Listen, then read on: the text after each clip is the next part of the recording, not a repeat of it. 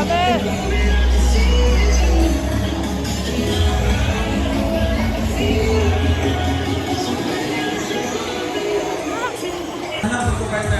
at this time, at this moment, no, I mean, acknowledging the presence of our medical center chief. Okay lang, sige, banat, prema. Okay, please be safe in your country. We have everything your stuff. Our ambulance on duty, but do not give them an early morning duty. Pero hindi ko sa early morning.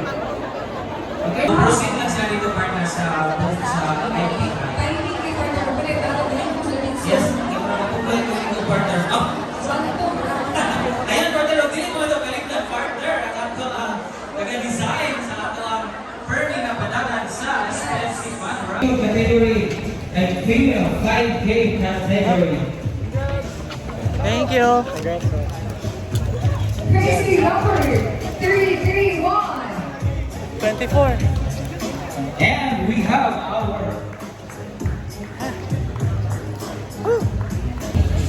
Dami namin guys, grabe. Sabi ko na acrylic. Pero okay lang. 24 minutes and 58 yata. Sub 25. Pagod. Good morning guys. I'm so sorry hindi ako nakapag-shoot kanina or earlier because sobrang dami ng participants and sobrang ingay.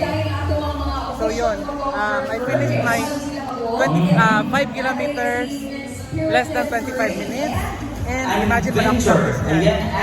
I did 2 walkings this week and yun na yun, walking lang ha kasi I have no choice, wala akong time to practice because ang duty ko sa hospital is in the evening and last night, anong oras na ako nakauwi? Almost 12 midnight na and wala pa akong kain nun, so kumain pa ako, nakatulog ako siguro before 1 AM but still I managed to finish my run in less than 25 minutes. I'm so happy with that. I think 350 ml with that partner. Ang dami namin guys, konti pa lang dumadating. Yes.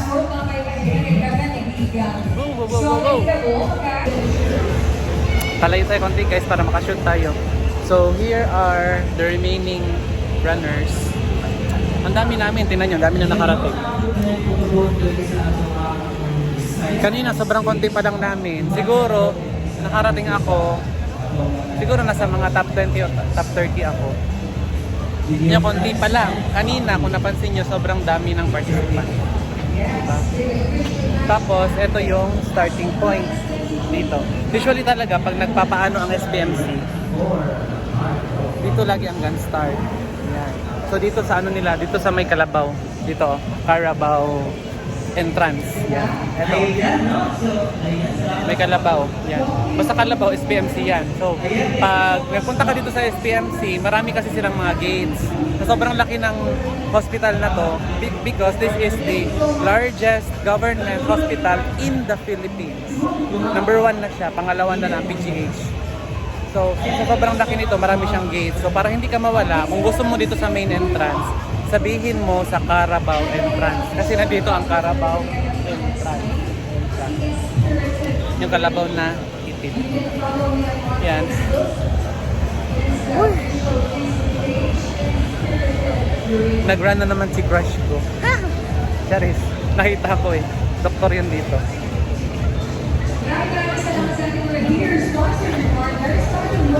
Nature Spring.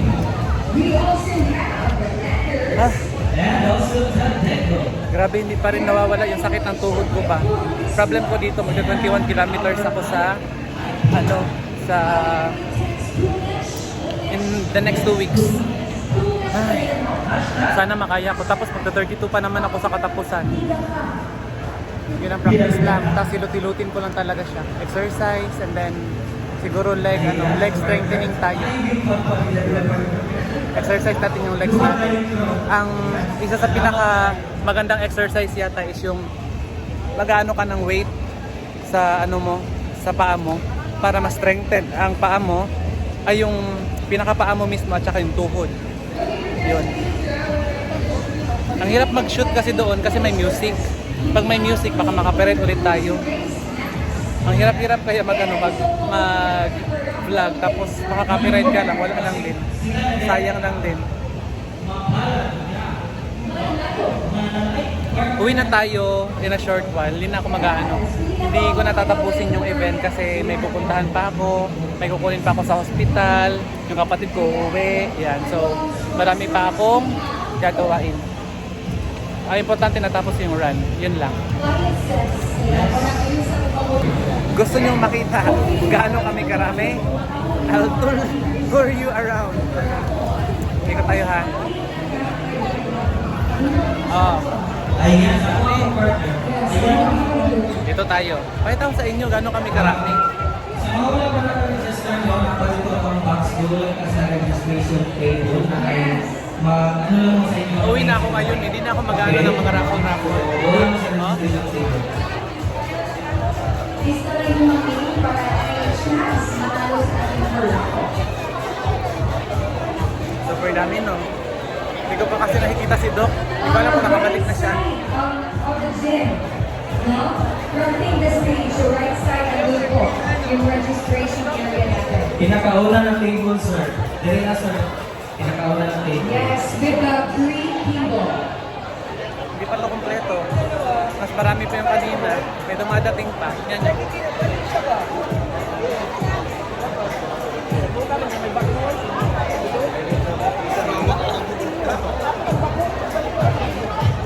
Hindi naman ako sasali ng raffle eh, kasi hindi naman ako hindi naman ako na sulat doon sa may kanina.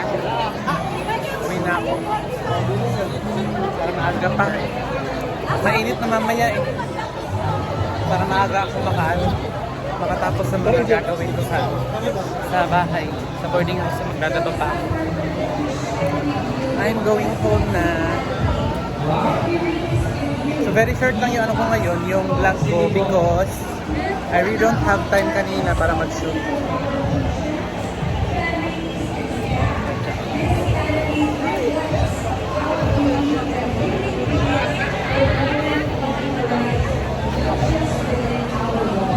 Uwi na tayo guys.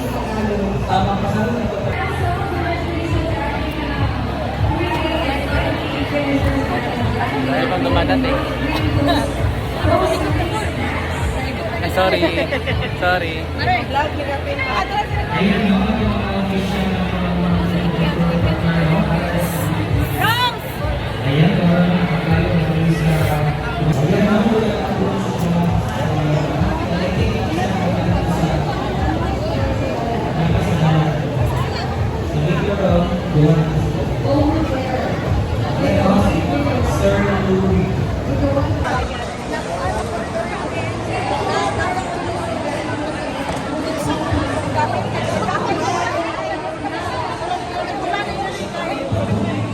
Marami pang dumadating guys.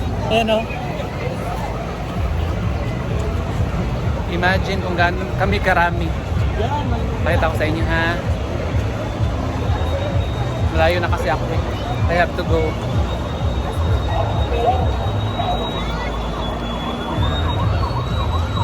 Marami pang dumadating. Pero uwi na ako. Ayan, ang dami pa.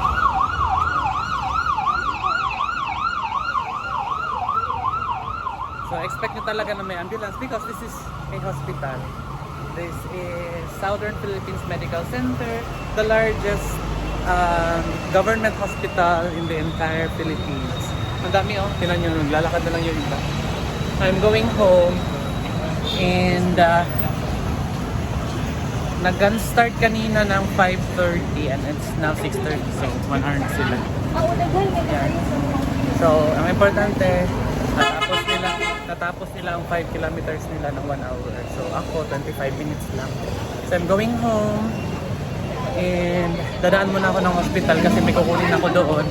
Nag-order kasi ako ng sa supervisor namin ng churrito. Yun. So I have to go.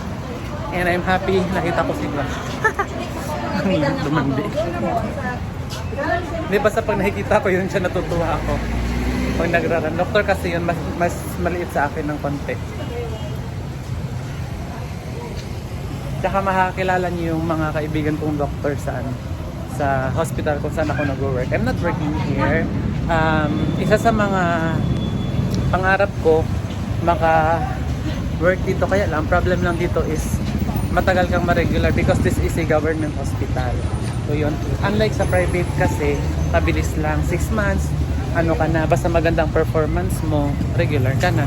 Dito kasi medyo matagal, it will take you couple of years before ka ma-regular. And sometimes, doon sa stay mo ng 5 years, minsan hindi ka pa nare-regular. Meron kasi akong kakilala, noong almost 7 years na siya, tsaka pa siya na-regular. Kasi by item kasi yan. Kung, di ba gano'n naman sa government hospital, kung wala ka talagang kung wala kang, kung hindi pa available yung position, talagang ka lang, job order ka lang lagi, JO ka lang. Yun. And ayoko namang palaging JO. Gusto ko naman na regular ako kasi syempre, when you go outside, I don't know hindi ko kasi alam yung sa government hospital kung job order ka lang, mag-aano ka yung kumakakuha ka ng certificate of employment. Kasi syempre kung mag-a-abroad ka, kailangan mo talaga ng solid na certificate of employment. Yun. Hindi pwede na hindi pwede na hindi ka makakuha kasi yun ang i-represent mo di ba? Sa private kasi dito sa pinagtatrabahoan ko 4 years na ako dito and so far okay naman, kaya lang syempre pag private talaga expect mo na talaga na maliit ang sahod. Yun, maliit talaga ang sahod ng guys, ng private hospital. Yan. Upo muna tayo dito habang nag-aantay ng masasakyan. Walang masakyan kasi may ginagawa dito na tubig siguro yan. Pwede man tayo doon. Hindi naman masakit yung paa ko. Yung sa may tuhod lang. Ito pa yung na-disgrasya dati. Siguro kailangan lang talaga to ng kailangan ng kilot. Ganon. Sa may tuhod. Exercise. Core strengthening dito sa may dito sa may legs, sa paa at saka sa aking tuhod. Sa aking one hood. Ayun. Di ko alam kung naka 10 minutes na ako. Ko yung sa kamay ko. Tawag nito. Yung nangangalay. Nangangalay yung kamay ko. Dito ako kumuha ng nung kit. Itong kit na to. Ang kasama lang kasi sa kit is itong shirt at saka itong race singlet at saka tip. Ito. Yung may number. Yan. 6:30 na. Grabe sila, 1 hour ang 5 kilometers. Sa bagay, don't judge naman kasi marami naman sa kanila na first time runners. And dito ako last time dito pumasok para magkuha ng kit. Dito papasok. Dito.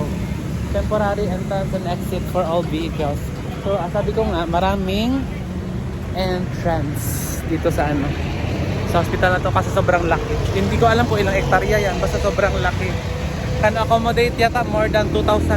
I think more than 2,000 bed capacity nila 2 to 3,000 bed capacity, ganyan kalaki. Because they are not only catering Davao City itself, but also the neighboring provinces of the region. Region 11 and neighboring provinces. Kahit nga Samal, kinikater nila. Yun.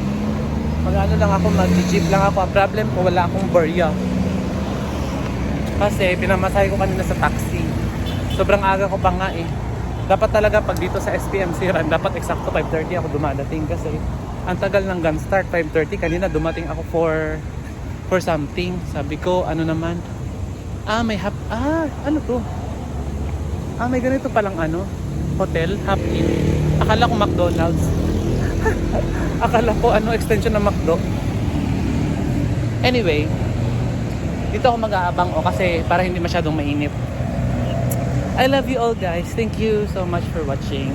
I know na this vlog is hindi naman masyadong maganda ang pagkaka-vlog because I was too shy to take some videos a while ago because sobrang dami namin. Pero, syempre kasi this is an SPMC run ng mga nasa hospital, nagtatrabaho, mostly. So, maraming nakakakilala sa akin, marami din akong kilala, medyo nahihiya ako. Pag hindi ko kasi kilala, medyo makapal ang mukha ko. Because wala naman akong pakialam kasi hindi ko kilala. Kaya pag sa mga events na yung hindi pang hospital, nakakapag-shoot ako ng maayos. Pero pag dito, wala. Basta ganitong run, yung mga dito ginaganap sa SPMC, hindi ako masyadong nakakapag-shoot ng maayos. So So yun, dito tayo mag-abang. O, tingnan nyo, medyo malilim dito. This is the social security system of Oligo. Charis. Thank you so much guys. I love you all. And salamat sa panonood palagi sa akin. And stay tuned kayo sa aking susunod na mga running events. Love, love, and God bless.